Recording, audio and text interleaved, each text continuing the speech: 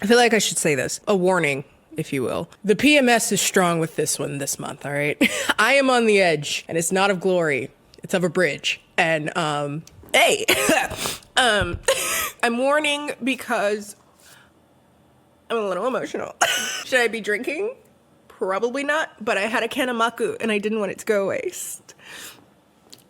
I almost cried. Just then. Hi. Just to give like a point of reference for where I'm at mentally right now. I cried over a Danish that I bought because it looked so good. And it had the texture of memory foam. And I was there watching my tears seep into the Danish, and let's cry again thinking about it. It's been hard, okay? And it doesn't help that I'm here to talk about things that would have pissed me off anyway. Love is blind. Yeah. Hi, this is Kendall. What's up? If you're new around here, welcome. If you're not new around here, what is up, home skillet biscuit? I did my makeup because I'm PMSing, and I felt hideous this morning. I saw a wrinkle, burst into tears. Everyone's saying I'm crazy, but I know what I saw. I feel like my eyelash is coming off. I'm not usually this annoying, just once a month.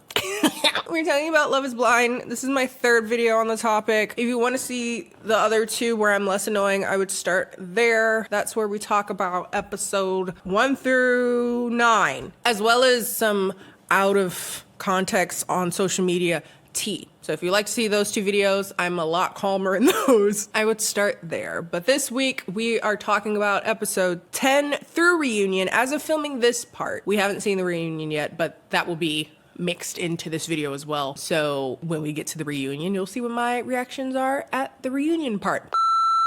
Hello everyone, this is a very congested ad roll, Kenny, to say that today's video is sponsored by Mistplay, a loyalty app for you mobile gamers. It's a great way to discover new games and also earn points that can be used to redeem gift cards at your favorite stores and services. Amazon, Walmart, Xbox, PlayStation, Spotify, and many others. It's a great way to discover new games if you're already a fan of them. They have puzzle games, adventure games, all types of games that you love, games that you are soon to discover, and you can earn points for stuff, be rewarded. There's already been over $100 million worth of gift cards redeemed on Mistplay to date, so you know you're in great company. So if you would like to try out Mistplay, you can click on the link down below. That's mistplay.com/Kenny and use code Kenny50 inside the app to get 50 extra points. Big thanks again to Mistplay for sponsoring today's video.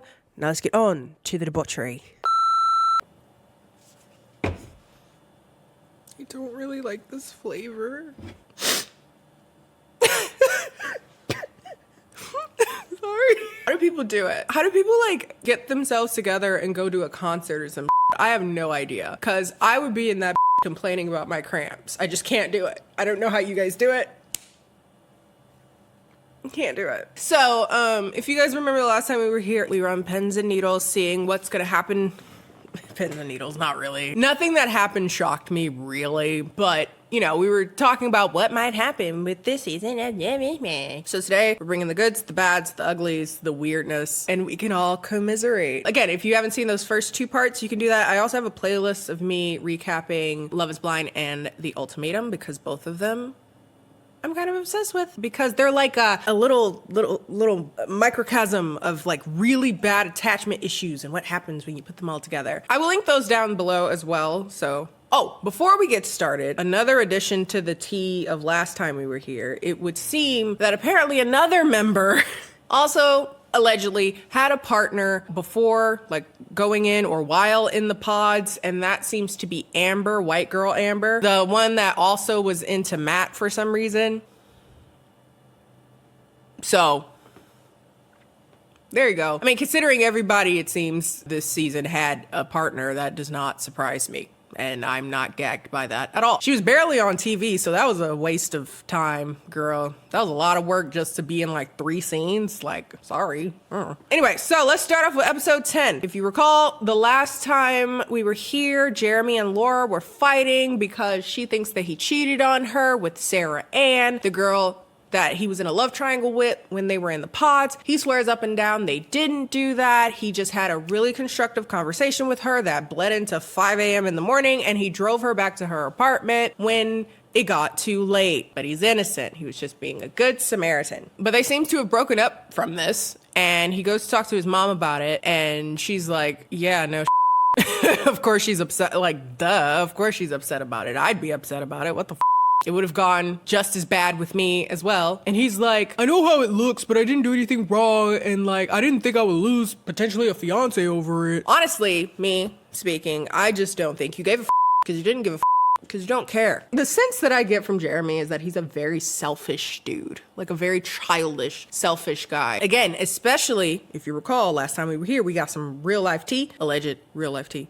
But watch that video if you haven't already. Jimmy introduces Chelsea to his family, which is a big deal for him. They're a very cute old Southern couple. And the wife is like, I can tell y'all got that look in your eye. Y'all will love each other forever. They're very cute. Weirdly optimistic, but you know. 80's mom meets Clay. And before he gets there, 80 goes into how his work schedule makes him pretty absent regularly. And it's kind of frustrating because she'll do these cute romantic gestures and he's nowhere to be found to participate in them, enjoy them. It's frustrating. But when he gets there, the mom is like, okay, so what do you do? What is like taking up all your time? Yada, yada, yada. And he says, for the first time that I noted, maybe they said this before this, but he says that he does a bunch of different types of rentals. Like he rents out boats, jet skis, Airbnb rentals. He also works in tech, something. And this thirst for entrepreneurship is what they connected on in the pods. So, okay. But as they sit there talking, they get on the conversation of his barriers with the marriage, which is, of course, this whole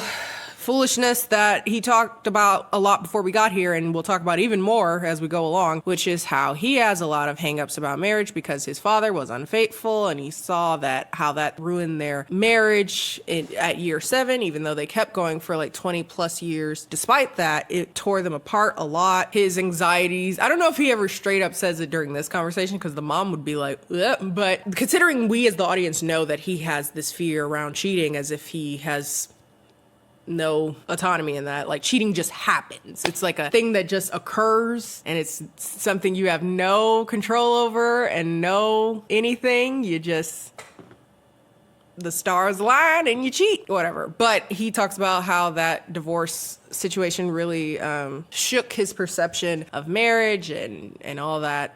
And the mom is like, that's not your burden to carry.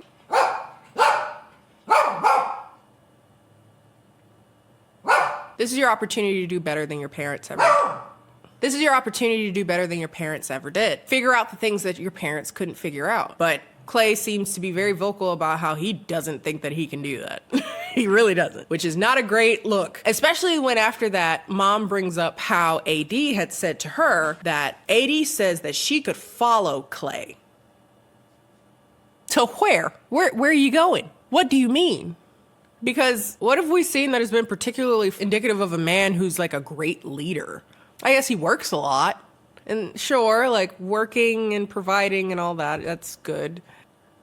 Like, what are you talking about? But the poor mom, she's doing her best. She says very beautiful words. I like the mom, by the way. She's nice. Very wise in like her words, how she gives information, how she feels about their relationship, considering I'm sure she doesn't have a quarter of the information that we as the audience have at this point. Anyway, Johnny meets Amy's dad. And if you recall, that's a big deal. She's like, if my dad didn't support it, I don't think I could get married. But it's very cute. They make it all dramatic, like he's not gonna love him and he loves them. It's fine. And at this point, this is the only couple that I see any promising anything for. So yay, go Johnny and Amy. Quick pivot from the happy couple to a couple that is progressively getting more and more annoying every time they're on camera. Jimmy and Chelsea. Okay. I'm trying to figure out how to encapsulate what this fight was. I say it's the fight where she's mad that he left the house. Because he has the nerve to go to a friend's birthday party after saying, hey, do you want to come with me? And she says no, she wants to stay home. He goes to a friend's birthday party, pops in for a minute, has a drink, says hi to everybody, shows your face in the words of the Black community. I'm gonna show my face. And then he left. Right? He and her both agree that he spent more time driving there than actually being there. He was not gone very long. However, she gets mad because she swears that some of the girls from the pod saw him there and they're like, oh, like, where your boy's out here, where are you? And so she's like, that's embarrassing. They saw you out and around people. And like, you told me you weren't like a drinker and you didn't like to party. You told me you didn't like to go out. Like, I already knew this, especially after the whole, it makes me feel uncomfy, like, situation. But my God, is her voice grating when she is upset. How embarrassing. Like, it's very embarrassing. It is nails on a chalkboard. Just, Like, I don't want to be with a person who parties. Like, you told me you weren't like that. I can't do it. She does the, like, Florence Pugh, like, there we go. You told me that it's just embarrassing for people. Like, you told me you weren't a partier. I feel like you lied to me. He's like, what are you talking about? I haven't gone partying. What are you, this is the first time I've gone and done anything that's like even remotely like celebratory at all. What are you talking about? And you're like, I know, but I told you I don't like a guy like that. You said you don't do things like leave the house. And I don't know if I want to be with a person like that because you lied to me.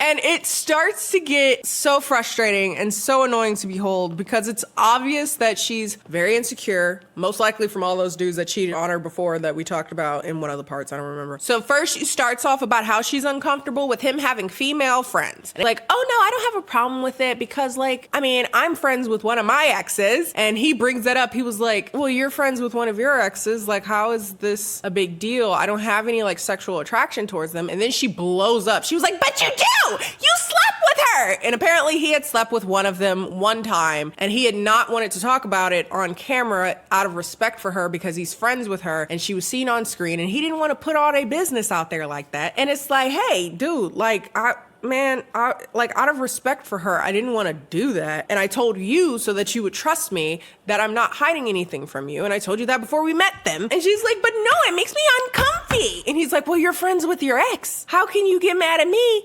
And actually, that's more of a thing because you were like dating before. And she was like, no, it's not the same. I don't text him all the time. You text them all the time. And he's like, wait, you knew I was friends with these people. I'm not going to give up my friendships just because you woke up one day and it bothers you. And that's fair. But shut it down. If you had a problem with him being friends with his exes, then don't date him. I feel like this is me personally. You have every right to say that makes me uncomfortable and I don't know how I feel about that. But you can't go into people's lives and say, drop your friends.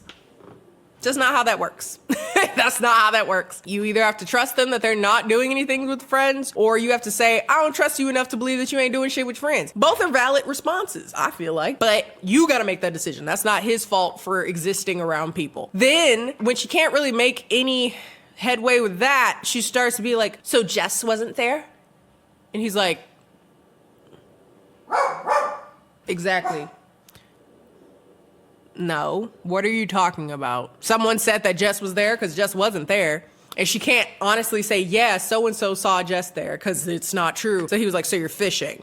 Really? She's just pulling at straws to try to catch him in saying like, you cheated on me. And he's like, I didn't cheat on you. And then she's like, well, I feel like you don't love me. And he's like, you feel like I don't love you. I'm getting frustrated because this is making me side with a man.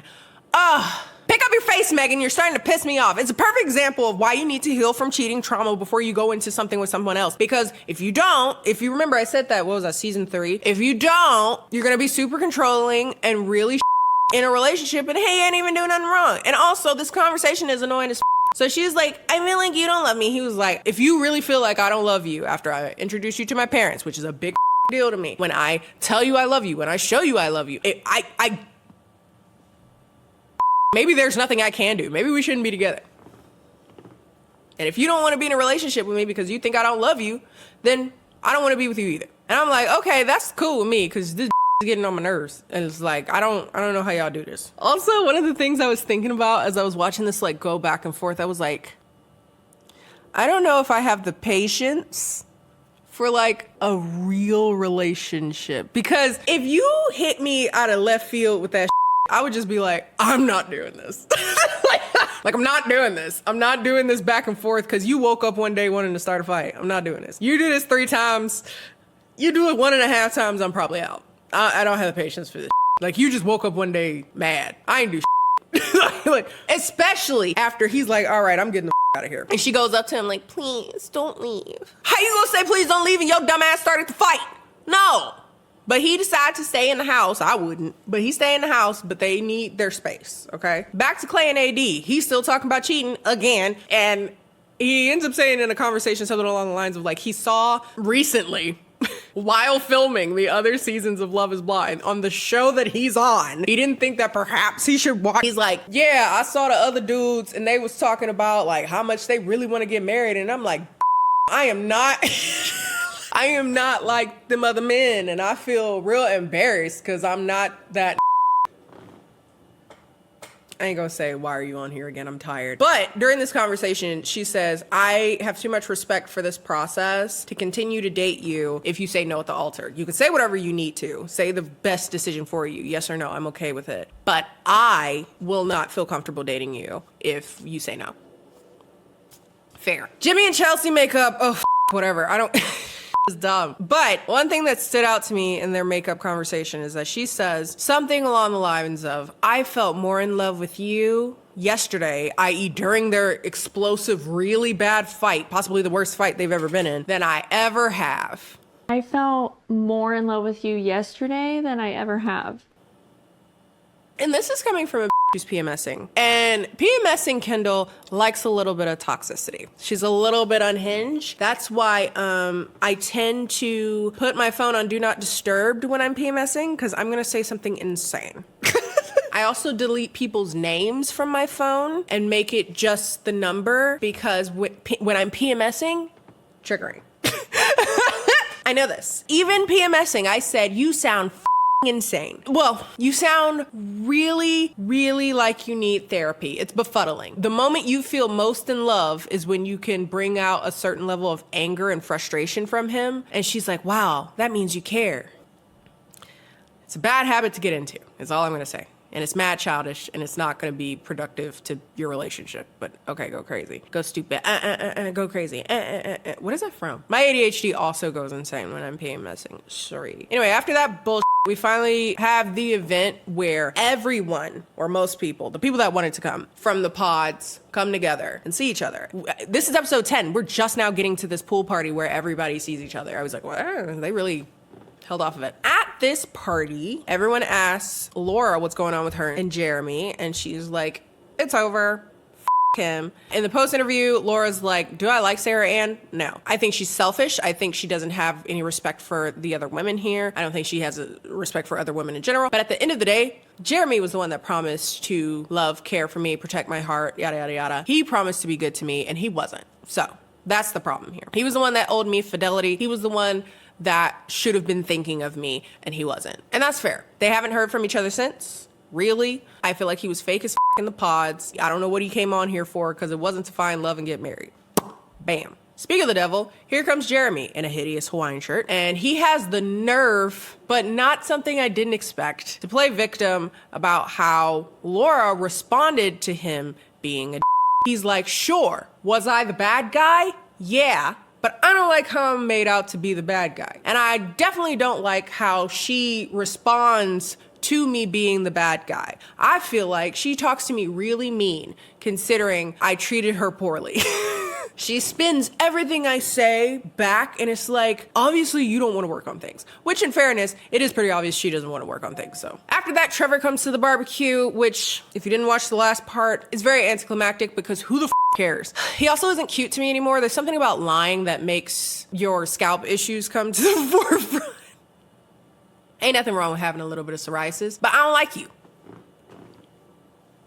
So I'm gonna call you names. Anyway, Jessica also comes as well. Super awkward, because this is the first time that Jessica and Jimmy are seeing each other face to face. They have a conversation, which is a bit overtly flirtatious from her side. Well, he was a little I think they stayed on the border of being too flirtatious, but were able to take it back, because it's hard to tell, because there's certain aspects of the conversation that's just honest, which comes off as a display of feelings, and it's hard to tell whether or not that's in the past tense or the present tense or whatever. I think it's pretty clear that Jessica still has feelings for him, and if he broke up with Chelsea today and said, hey, I want to get with you, Jessica, she would jump on it. It's pretty apparent that that's the way she feels, but she says to him, I want you to be good to her. I want you to be good to her.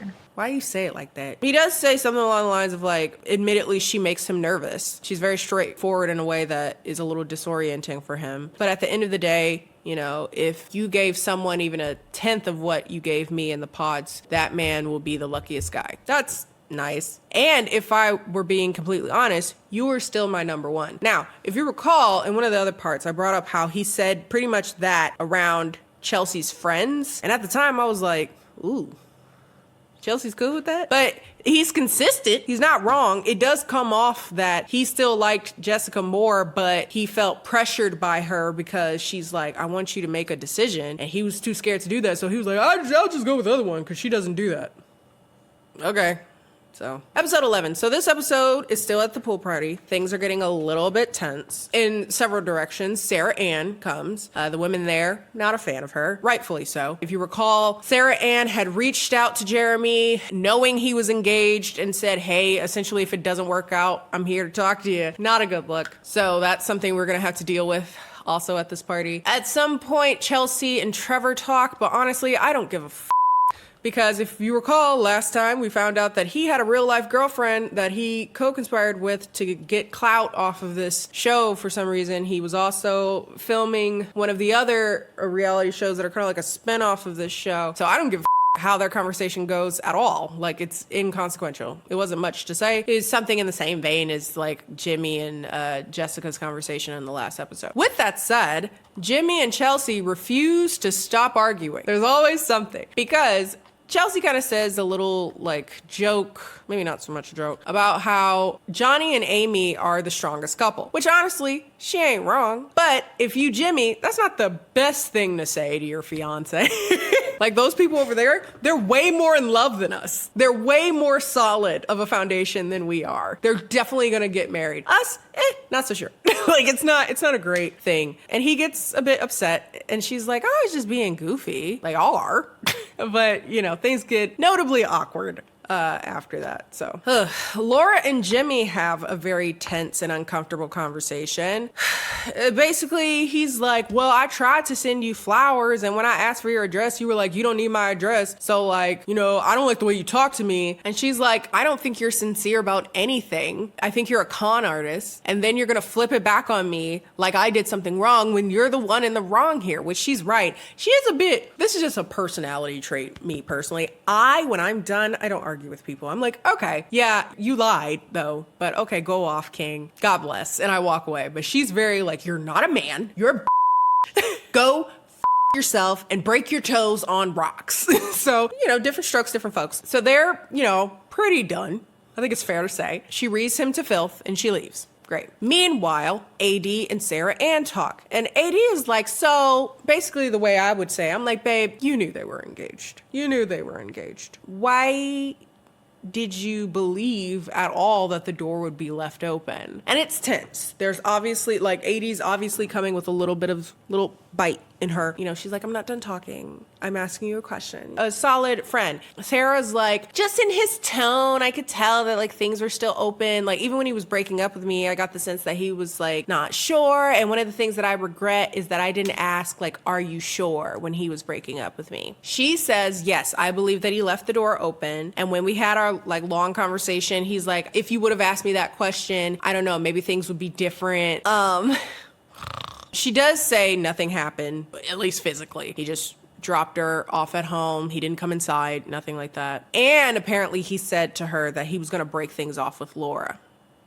Now, I don't know if this is editing, but if we're doing it in the sequence of events as it is shown on camera, this would be that he told Sarah Ann that he was dumping Laura before they had the argument about him staying out until 5:30. Before they had that whole blow up, he was going around telling another girl that he was going to end things with his fiance. And then he has the nerve to go to Laura and be like, well, I was trying to work things out with you. I was trying to send you flowers. Granted, I was trying to send you flowers after I told another girl I was breaking up with you, but you're really mean about it and it's not cool. I just don't like the way you talk to me. That guy. And again, last episode, we already know real life, he applied to be on this show allegedly while engaged to another woman. And that was aired out by that other woman's mom. Very funny. Anyway, but AD is like, you contacted him knowing he was engaged. Grimy. That's grimy. Not cool. Not good. That's crazy. That's wild. And things get tense. And you know, Sarah Ann starts to feel a bit on the defensive. She's like, I don't need to be interrogated by you and blah, blah, blah, whatever. So still hot from that confrontation of sorts. Sarah Ann and Jeremy talk it over. She was like, I didn't think it was weird or bad. And he's like, no, it wasn't. It wasn't weird or bad. And I'm like, you thought it was weird or bad, or funny enough, you told Laura, like, oh my God, I gotta tell her, I can't, you big guy, big mouth. He been a big, messy this entire season. He's like, no. Like, what? You liar. Anyway, Sarah Ann's crying like, oh my God, like, I don't regret it. I'm not sorry. I came here to find love. I didn't come here to make friends or whatever. I'm not sorry. But he's like, I made the wrong decision in the pods. And he's like, I should have gone with you. And then they go off and jet ski. Two messy together. That's fine. Go ahead. So at the end of that, it's 9 days before the wedding and the couples do a bunch of cute little activities. I'm only mentioning this because I want to bring up Clay and AD. They were painting shoes. Super cute. I would love to do that. I also just bought, this is a side note, one of my favorite Black artists on Twitter just released paint by numbers canvases of their paintings so you can get them and then paint them yourself. I think me and my friend, I'm gonna go back to LA next month and me and my friend are gonna have a girls' night, drink wine and do it. It's gonna be so much fun. Anyway, so that sounds like fun to me. Amy and Johnny are still having conversation about contraceptive and this seems to be the only thing of conflict that they could show about them. And it's not really much of a conflict because she's like, yeah, I'm gonna get on birth control. And that's about it. They do the dress shopping, which I just skim past because I do not give a But I do think it was cute that AD called her sisters built-in besties. That's very cute. That's adorable. Yeah, they cry, they try on yada, yada, yada. I don't care. And basically at the end, we have Chelsea and Jeremy going on a date. And he ends the episode saying, we haven't talked outright about whether or not you're going to say yes or no at the altar. So we need to talk about that. And that's how the episode ends. So at this point, I decided to have some predictions. Okay, I wrote these down before seeing the wedding. So my predictions at this point was Clay and AD, absolutely not. They're not getting married. Johnny and Amy, yeah, there's no point in wasting our time. Chelsea and Jimmy, really a toss-up. I had no clue at this point. So luckily for us, we ended up on episode 12. Chelsea is like, I can see us getting married today. And the way she words that is kind of like yesterday, wasn't so sure. I don't know if you were having an off day, but yesterday I was like, it's not promising. But today, yeah, I could marry you. But honestly, when you're marrying a person you've known for 2 months, like, how sure can you be about that person anyway? But I can imagine that's not very reassuring for Jimmy. So he's like, well, I guess it doesn't really matter how reassuring it is for Jimmy because he's like, yeah, I don't want to get married. I don't want to get married. I think I want us to be together. I want to continue being with you, but I don't want to get married. They argue, they go back and forth, and she's like, I'm so tired. Sorry, I'm so tired of her. I'm so tired of her voice. He's like, we've just had so many issues that are pretty big issues. Throwing my past relationship with my friend in my face, saying it on camera when I asked you to keep that in confidence because again, I didn't want all her business to be in this show. Like, that's up. And you did it. And she was like, I know you said not to do that. And I'm sorry. He was like, well, that's a big deal to me. I asked you to keep something in confidence and you didn't. And she's like, well, what about that time you called me clingy? What about that?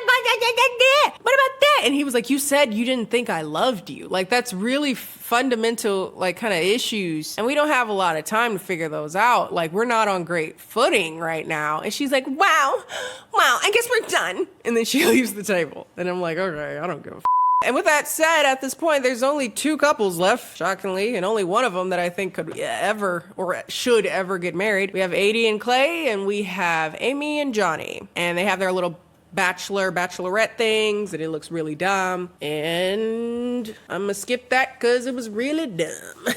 But yes, the wedding day of two people, two couples. I figured they could do this pretty quick because, you know, I'm trying to figure out how much of the Band-Aid I want to slowly rip off or how much I want to just rip it off for you. I will say this. There was a very cute moment with AD's mom coming into the dressing room when she was getting ready, and she was talking about Clay's mom and how they had met, and she's like, oh, that woman is amazing. And Clay's mom is great.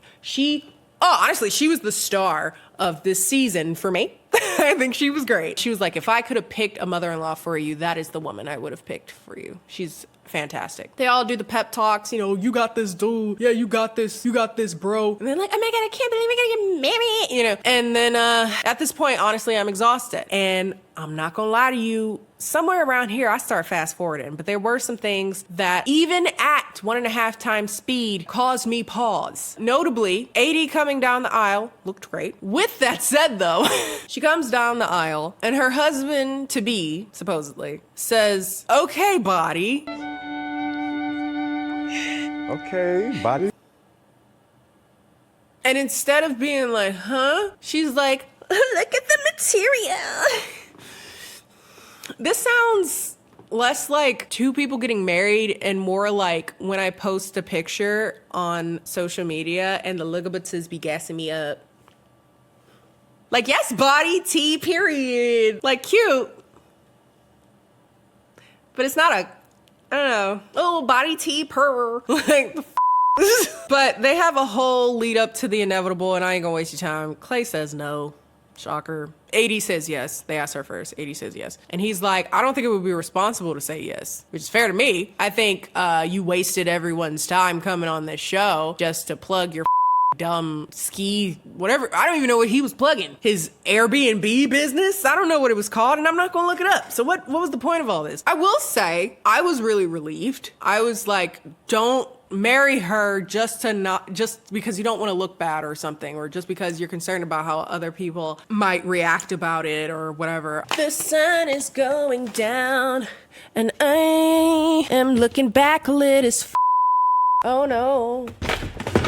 Get lit by a ghost of he passed. I was a bit surprised about how people reacted to this so strongly online. I don't know what people wanted. Like, yeah, I guess they wanted them to break up before getting on stage and they felt like it was particularly humiliating to AD, but this is kind of just how the show works. Like, if you've ever seen the show, this is how it kind of goes. Granted, this season we had more people break up prior to getting to the front. I knew somebody is gonna get up there and still say no. And besides, considering all this said is, I'm gonna be bad to you. I'm gonna do you bad. I'm gonna cheat. I'm really gonna cheat. I don't think you hear me. I'm gonna cheat. I'm like, wow, can I do this? Can I not cheat on you? And she's like, I believe in you. Like, don't. He don't believe in himself. Anyway, she's obviously hurt. She walks off. Again, I know people were upset, but I'm like, given the context, I was so relieved. I was so relieved. I'm like, can you imagine them being married just because? Why?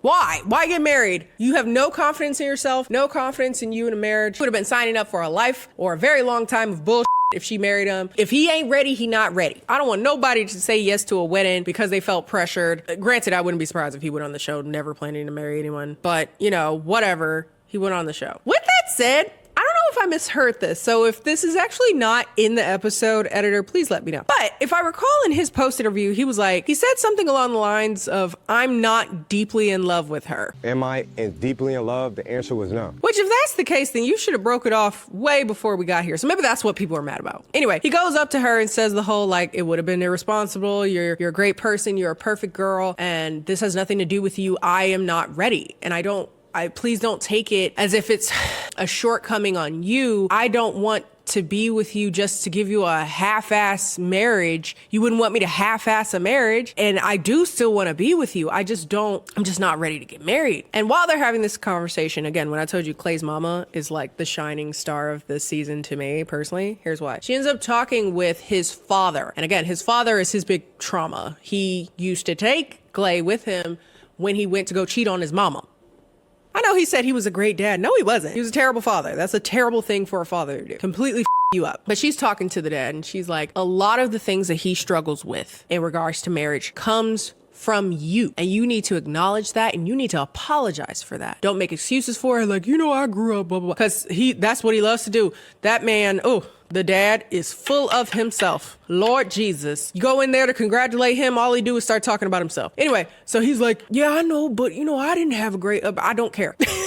I don't care that you had a bad upbringing. At this point, you don't have to bring that on to your kids, which is what the mom says. She's nicer about it than me, though. And the mom is like, I found out a lot of things because she never knew that he used to bring Clay with him. So she was like, I found out a bunch of stuff that I didn't even know about. And that explains why he carries that with him to this day. And me and you, because they both had rough upbringings, even though me and you have broken childhoods, that doesn't mean we have to bring that onto our children. We don't have to pass our brokenness onto our children. But this experience, him coming on an experience like this, shows that he has the desire for a long-term relationship. He has the desire to get married. He wants to break the cycle, but he still has a lot that he has to work through. And a lot of that, again, she doesn't say this, but it's true. A lot of this is your fault. But anyway, he was like, yeah, I met you. He wanted to meet a great woman like his mom. And she was like, yeah, you met me, but you weren't good to me. Powerful. And then he's like, well, yeah. I wonder, this is one of the things I was thinking about when I watched him kind of say, yeah. What goes through the mind of a person like that, who's been forced to face the damages that he brought into that marriage, into his child's life, and how that's affecting his child and his relationships. And then you hear the person that you wronged say, you weren't good to me. I'm just curious, what goes through someone's mind in that context? My theory, this is just a musing, sorry, I'm feeling a bit ooh. I imagine it's just this winding self-loathing, because a lot of times you say things and that doesn't necessarily make people stop being terrible to people, especially because he's still making excuses from how I was raised. You are 65. Come on. Anyway, back to AD and Clay, and they're still talking, and Clay, I think in an effort to make her feel better, or at least not take it so hard, because she seems to be blaming herself a lot, feeling like she wasn't enough. He's like, you've done so much for me. I've had so much growth because of you. I really appreciate you. And she's like, but I feel used. I feel like you used me to have all this growth, and I was used for your growth. And that's it.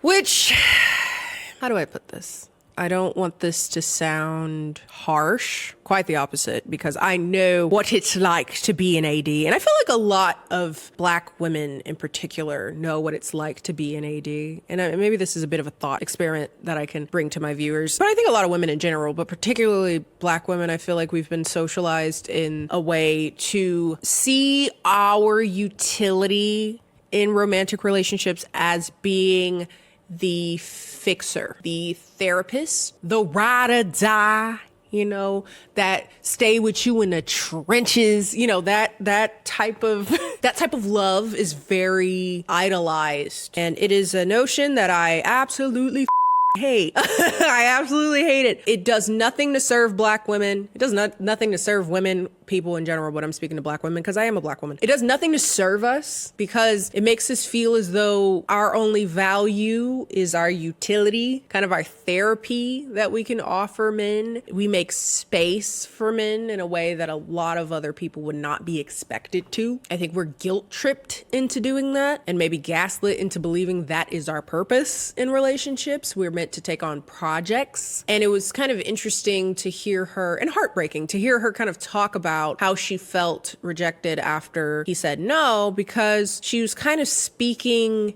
as if she had done everything she could, but it wasn't enough. And this is like a pattern with her. She does so much. She tries so hard, but it's never enough. And I just filled in the blank to get married, because as far as I know, she's never been married. And maybe she's been close several times, but she's never been married. Or maybe I wasn't enough for him to change. I wasn't enough for him to be better for me.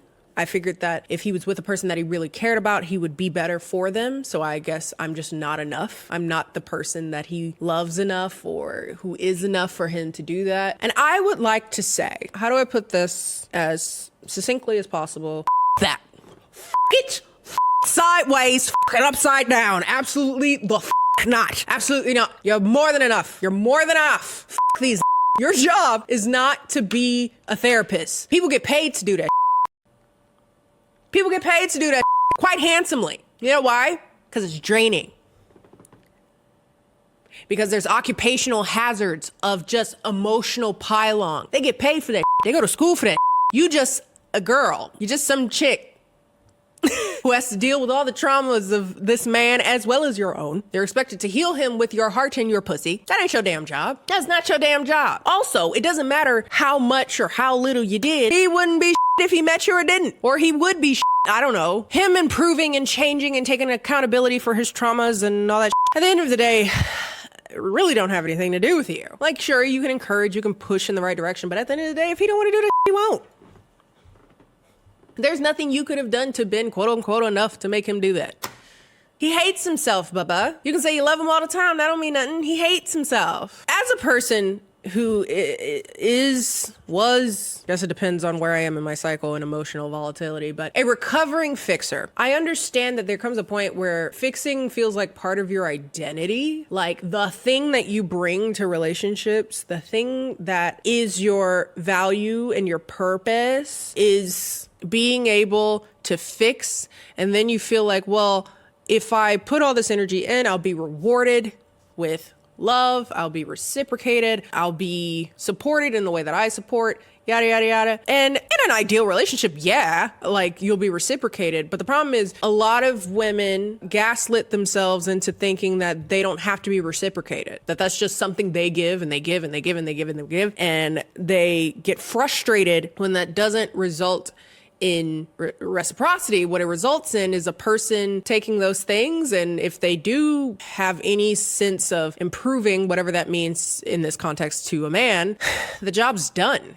You've lost your utility. If his thing was he's broke, so you help him pull himself up by his bootstrap, or you help him get jobs and you help him like blah, blah, blah, gas himself up. How many times we heard of that motherfucker start learning some money and then he leave your ass? Because your utility's done. Now, that's not to say you're a bad person. That means he ain't That means stop going for that don't feed you. It's a symbiotic relationship. You support, they support you. You love, they love you. You give, they give back. And a lot of people, particularly black women, have been trained that that is not something they should expect and should have as a baseline. We shouldn't even got this far. Ignoring how you say, I'm gonna cheat on you. Like, all that. The fact that he was looking for you to fix him, that's also a trauma for me, would have been enough reason to go.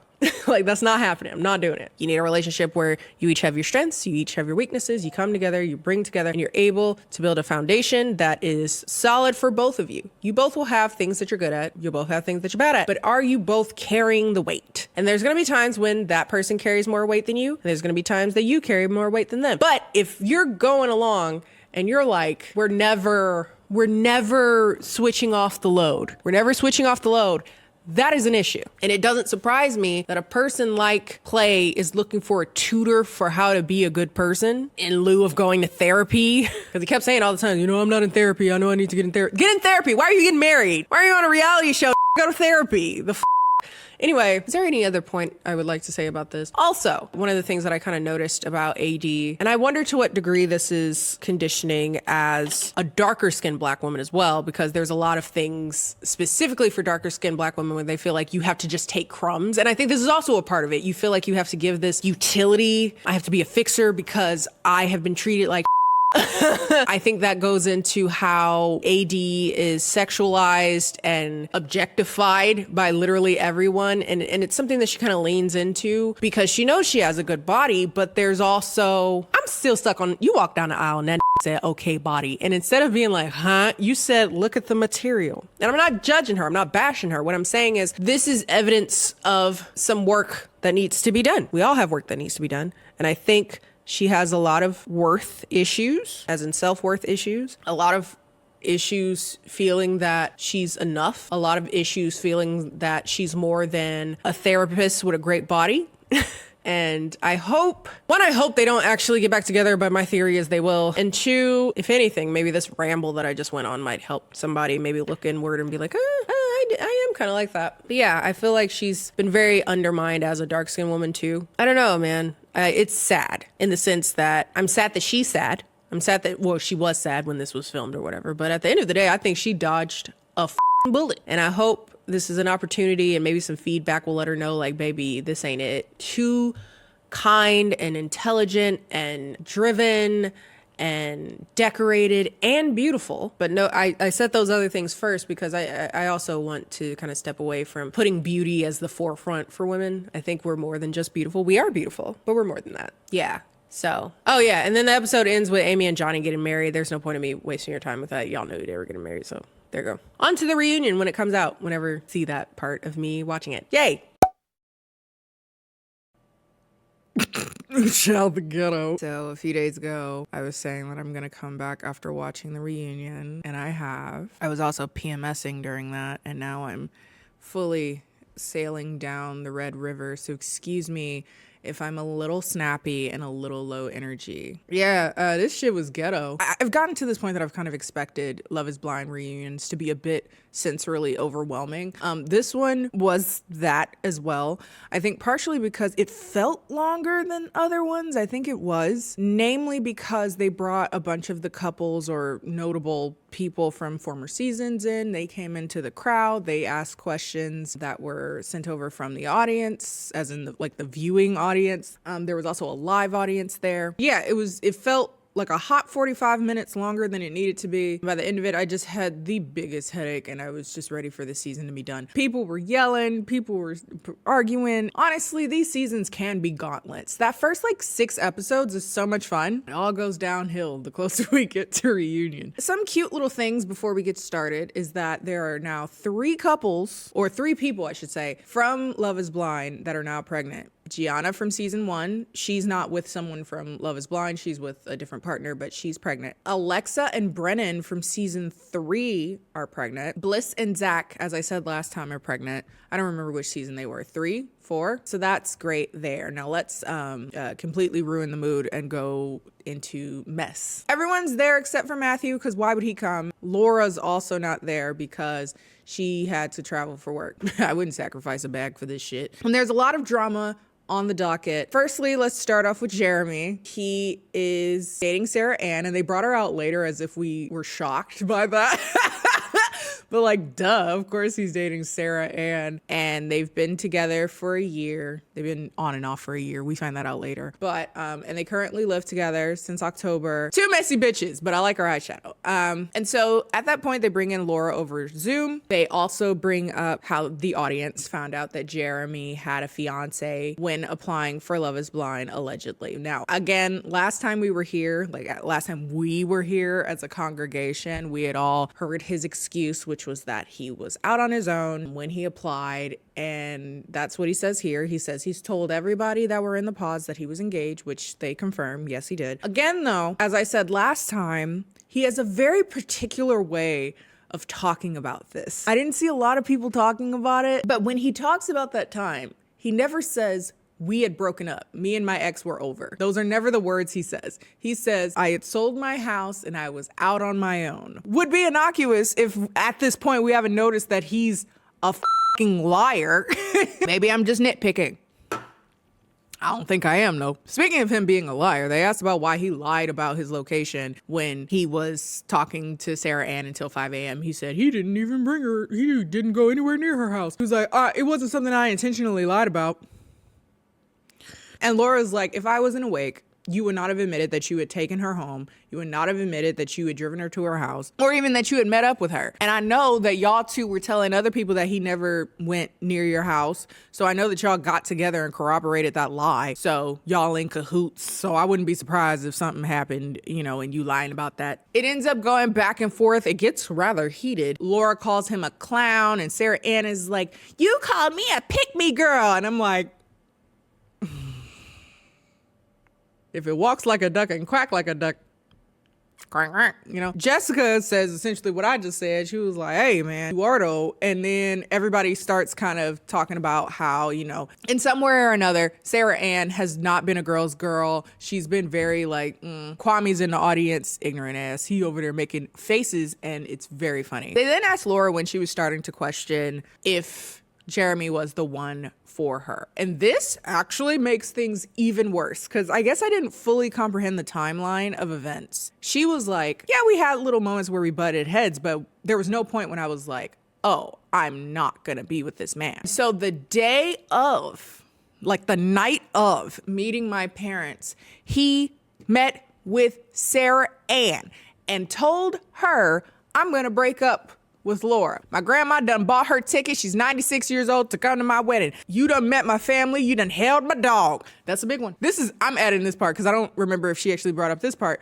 But then when he came back, tried to lie as if he didn't see Sarah Ann. When Laura don't want to hear his bullshit, he's like, well, I tried. You. And then when she brings up the whole, like, you said you were gonna break up with me, they're shaking their heads like, no, no, no. And I'm like, bitch, it's on camera. We saw you. They then commence showing footage of Laura and Sarah Ann talking at the beach party that they didn't show before. And the vibes are very weird. It's Sarah Ann's weird, twisted type of like explanation on why she sent a message to an engaged man about like, hey, if you unsure about it, let me know. Laura says basically like, I did think it was disrespectful, but at the end of the day, he's the one that promised things to me. I don't think that he's a good person. I don't think he's protect my heart. And then at some point along the way, it just feels like it turns into a conversation where Sarah Ann is asking Laura like advice on how to go forth with her relationship with Jeremy. It's so wild. It's such a wild thing to behold, but okay. During this conversation though, Laura ends up telling Sarah Ann that she had asked Jeremy, if you didn't end up with me, would you have gone with Sarah Ann? And he said, absolutely not. We're a year later and y'all are in a relationship. So obviously somebody wasn't telling the truth there. Okay. And she's like, he's fake as f-. Ever since we got out of the pods, he's so concerned about his image. He was like, damn, I look worse than Jimmy. And then like afterwards, they asked Jimmy like, damn, you caught a stray. What the f-? How you feel about that? And he was like, this is kind of the sense that I've gotten from Jimmy because like when we were in the pods and I was really struggling to pick someone, I was like really going through it. Everybody else was like trying to comfort me and was like, oh man, I know it's hard, yada, yada. And Jeremy's like, well, at least I'm not the villain. Something along the lines of that. And he was like, bitch. I'm sorry. Jeremy, of course, his go-to is, I don't recall that, but if I said that, I'm sorry. They end up asking the cast if they had met up with Sarah Ann or Jeremy. And the other cast had seen Jeremy, and Chelsea says, yeah, whenever I see them, they're broken up, which confirmed a thought that I had the moment I realized they were together. I'm like, you two messy bitches, you two lying, shady bitches. That's gonna be a toxic ass relationship. It's what you both deserve. My theory is that they got back together just for the reunion to save face. If I also had to bet dollars to donuts, one or both of them are cheating on each other. I don't know.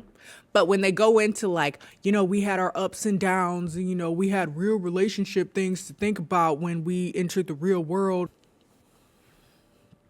Dollars to donuts. There's also some concern about Sarah Ann thinking of Love is Blind primarily as entertainment, you know, being fake or whatever. They post a clip that she put to social media basically saying like, we're giving you entertainment, baby. It's reality TV. And at first I really did give her sort of the benefit of the doubt. I just assumed she was responding to like hate she was getting. Like, dude, they're gonna edit it a particular way because it's meant to be entertainment. It's gonna be sensationalized.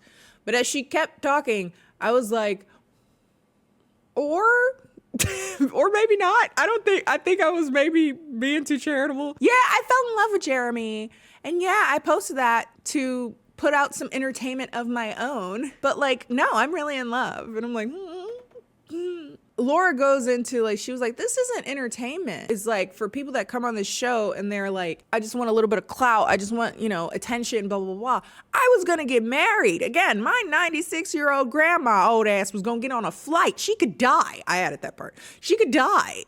The turbulence alone could break her spine and kill her for a wedding that at the same night of us meeting my parents, you over talking to another bitch about how you gonna break up with me. And I really expected you guys to come in here maybe with a little bit of humility, maybe with a little bit of an apology to me. But you're coming in here, got heat for me as if I did something wrong to y'all. And then they like kind of apologize or whatever. And it's like, sure, whatever. Speaking of fake bitches, this is when they decide to bring out Trevor. Again, if you didn't see my last part, I talked about how it had come out that in real life, or outside of the pods, I should say, because this is still people actually getting married, Trevor had a girlfriend, a very serious girlfriend, it would seem, who he co-conspired with to go into Love is Blind for some reason. I said last time she sounded like a weirdo because she agreed to do this shit. So I don't know where, like, I don't know. They both sound weird as f. But anyway, he comes out painfully awkward. He comes out this big, pitiful doof. And then, this is funny. This is not. They then put up the text messages on the screen. I wouldn't have expected her to put it on the screen, but that was funny. Read them out loud. And so they're like, you got anything to say? And he just like, ugh. He's like, I don't know what to say. He goes blank. He then tries to go into this weird semantic argument about how he was never really dating her. Like, he never asked her, like, will you be my girlfriend? You know, their relationship, situationship, in which he told her he loved her all the time and that he wanted to marry her and that all of this was fake. And he's just doing it for something, clout, I don't know. The relationship was really toxic. I get the sense that he's trying to say, like, he went on to Love is Blind to break away from this toxic relationship. And for once, Nick comes in clutch. He be quiet during these reunions. He was like, huh? You telling her going into the pods, I love you, I'm doing this, I'm pretending. What do you mean? And then when you leave the pods, you're like, I want to marry you. Like, what are you talking about? What about Chelsea in that equation? Like, you didn't think about anything in regards to that. If she would have said yes to me, I would have went with Chelsea. Like, we were so toxic, this relationship, that I said I was going to marry her as soon as I got out of the pods. So toxic that after you got out of the pods, you said, I'm going to marry you? No, yes. I'm toxic as well. I admit that. Brittany, who I forgot was even on the show, I didn't recognize her. I was like, who the f is that? It's Brittany. She was like, it's really disrespectful to all the people that are doing this sincerely. Again, these are people's real lives. People are really getting married. But Trevor's like, yeah, I don't know. I'm sorry. Blah, blah, blah, blah, blah. Can I go? Everybody else got raked through the coals and you're over here like, oh, can I go? But like, go. And you know, honestly, I'm avoidant. I wouldn't have raked him through the coals just because I hate having this conversation. Like, you look sad and pitiful and I don't want to waste my time doing this. Honestly, I just want a cold ghost. But I'm avoidant. I'm not saying that's the right way to do it. Some people need to get called out, but I'm just like, ugh, I don't feel like doing this shit. Just go die. I don't care. Next on the docket is AD and Clay. I will say, I don't remember if I talked about this in the earlier part of this video or not, but one of the things that I've been living for on social media right now is the amount of videos of men in particular who watch the wedding episode and losing their mind over Clay. They hate Clay, and it's so funny to me. Voices cracking. They just mad. What the fuck you mean why I'm out, you stupid son of a bitch? This nigga's crazy! Bro, this is a psychopath, bro. You can't sit here and tell me he's not crazy. Ah! Ah! No! I don't think it's responsible for me to say I do.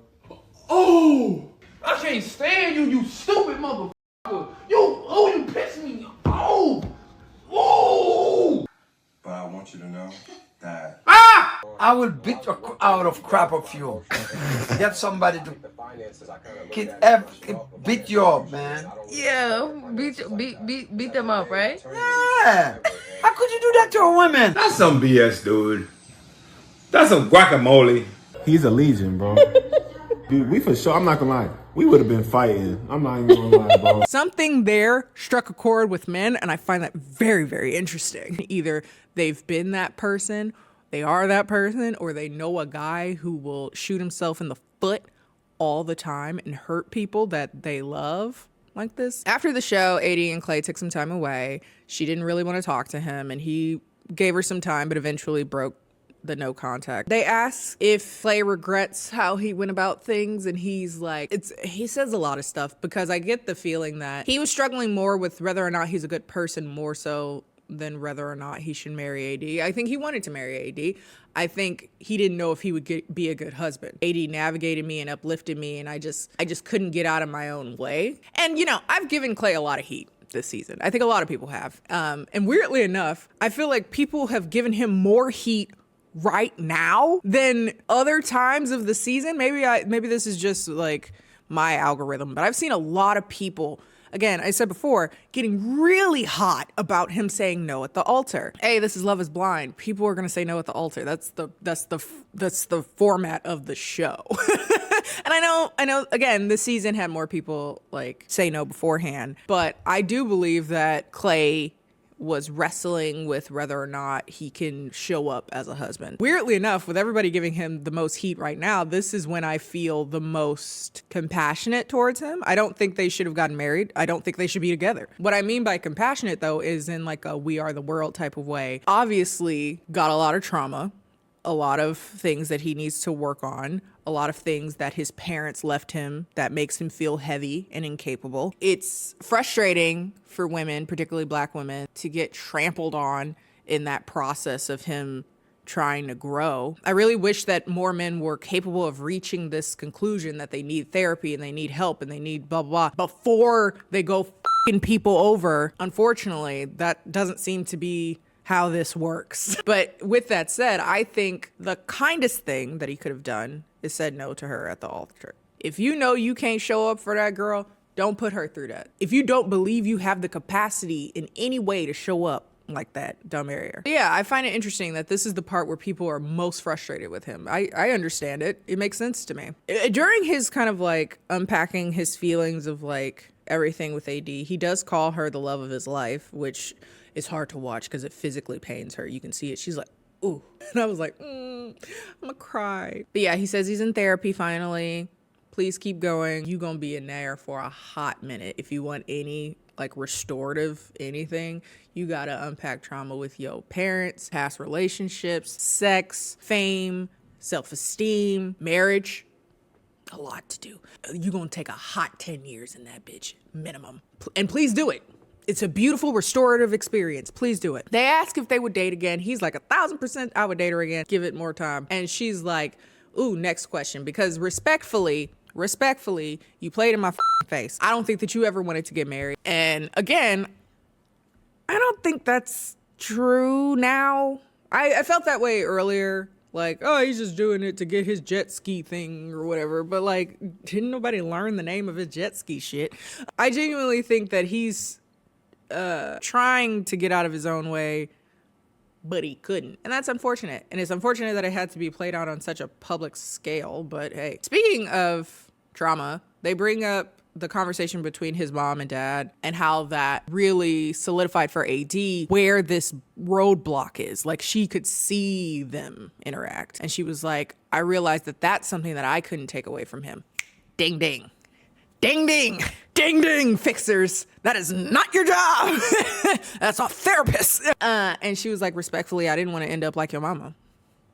Fair. According to Clay, his father, quote, apologized in his own way, in a way that he's comfortable with and acceptable to him. So, yay. They do mention, though, when he had all these insecurities about what it's like to be a good husband and, you know, what does that look like? He ended up watching the other seasons of Love is Blind. And the person that stood out to him, not shocking at all, is Brett. The one person I've loved in this show that has not gone on to disappoint me. Keep it that way, I'm on my 12th reason. Like, if you hurt Tiffany, I will destroy you. And Brett gets a little emotional because he understands to some degree, like, where Clay is coming from. He was like, my parents' relationship wasn't great. And I had a lot of concerns about how I could be a good husband. Could I be a good husband? How to be a good husband, yada, yada. Tiffany made the space for me to be the person that I knew I could be, which is a perfectly worded way to say that. A lot of people feel like women have to build a man, fix a man. No. My job is to simply provide the space for you to grow. And you do that same for me. It's reciprocal. We provide space for each other. I'm not your therapist. Get some help, grow. I'm expected to do the same shit. I'm expected to take care of my mental health, grow, look inward, fix my traumas, heal from my past. And the fact that it's been put on me by society that I have to do that for you as well, which I can't do, but I digress, is bullshit. I'm not going to waste my time with Amy and Johnny, the only couple that got married this year or this season. They're happy. Nice. Chelsea and Jessica hash out the conversation that Jessica had with Laura about Jimmy after they got out of the pods. Jesus. Basically, remember I was saying in a different part that Jessica was giving low vibrational energy, and I don't like that because I like her. I like you. That was under your best. I don't like that. And she just says, yeah, it was bad. It was a bad look. It was a bad thing to do. It was incredibly inappropriate. It was not my best moment. You don't have to give me any grace for that. That grace seems to be the word of the reunion. Grace. From Mama Clay. She said that she was like, grace. And now everybody, but they're on great terms. They adore each other. Chelsea and all these white girl names, Jessica. However, Jessica and Jimmy aren't on good terms because she was like, I thought we were friends. And now since the show was out, you're doing interviews and you're straight up lying in them. You said that I stormed out of our last date after 10 minutes, which is not true. And that I hammered you into exploring your options, which was also not true. I said, I want you to explore all your options so that you know for sure about me. I wasn't hammering you about it. He was like, well, it felt like 10 minutes and I'll give you 45. And she was like, okay, but you were telling people like that's not what happened. And then they roll the clip and she would actually talk to him for 2 hours and 13 minutes. The way that you represented me is as if nothing I felt for you was real and as if I got a good edit from the show. And she was like, if I got a good edit, they wouldn't have showed me making an ass of myself when I was talking to Laura. Like, that's not a good look for me. So obviously they gave me an appropriate edit. Brittany is finally able to talk. Kenneth says maybe 3 words the entire reunion. They're asked, do they think that they would have had more chemistry, more of a craving for each other if they would have just had sex before marriage? She says what I would have said. I'm like, well, regardless of if they had sex before marriage, that's just like an addition to their connection. They had issues with non-sexual connection, which is not good. So just f***ing a person that you're already having trouble communicating with doesn't solve the problem. They bring up Kenneth's phone addiction and he was like, no, I'm a very hands-on principal. He's a principal of like a middle school, I think. And he was like, I was away from my school for so long and I didn't have my phone, and that's how I do a lot of checking in. So I had to catch up on a lot of stuff. So he says he was in shambles when the breakup happened. We didn't see that on camera, but I'll take your word for it. I don't give a f. They're friends now, and they're trying to figure out how they'll handle things when either of them starts dating other people. Notably, they did not acknowledge the gay rumors that came out from his cousin. That's fine. If it's baseless for the most part, why bring it to a wider audience? Also, like I said last time, if that is true, that's a fucked up way to out somebody, so them not bringing it there makes sense to me. Back to AD, they asked if she ever met up with Matthew, and she's like, yeah, I went on 2 dates with him.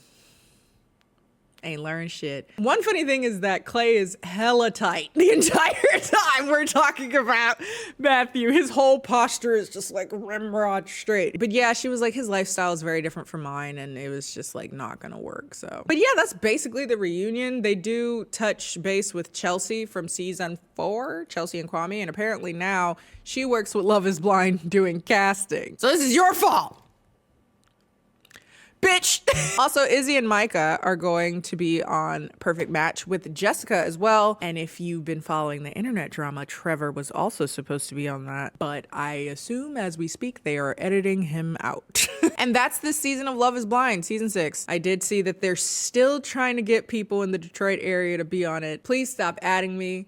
I would rather drag my asshole over an open flame. And that's all for today, folks. If you like today's video, feel free to like it. Follow me on all my social media, Instagram and Twitter, both of which are KennieJD. Watch me on my podcast that I co-host with Sean Peckus called Connect the Dots, where we interview real people, like real celebrities, people much more famous than me. It's a hoot and a half, one might say. And I will see you guys next time. Bye.